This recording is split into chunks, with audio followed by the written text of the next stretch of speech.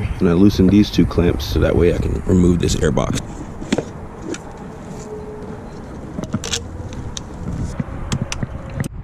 Another thing I like about these cars, you can just kind of pop the screws out and just leave them in there.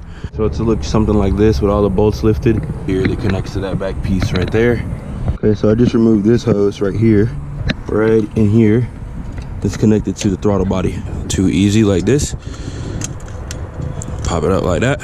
This is connected to this, so I'm just gonna slide this off here. Check that out. This is the issue right here. All right, got the blue paper towels and the intake runners.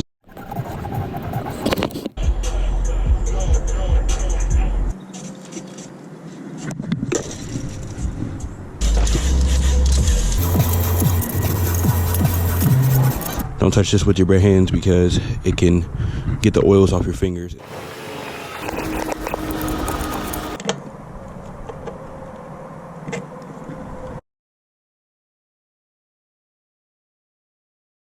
This little bolt right here is what I need.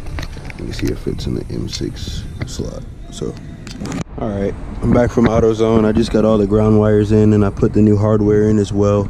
Out that the PCV valve was a little cracked in the end here. So I'm gonna get the connectors off of this, reinstall that, give the car a crank up, and then we'll really be good to go then.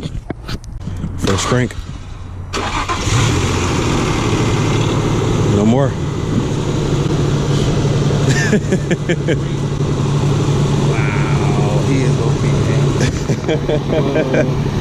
Give her some beans, see if she hesitates.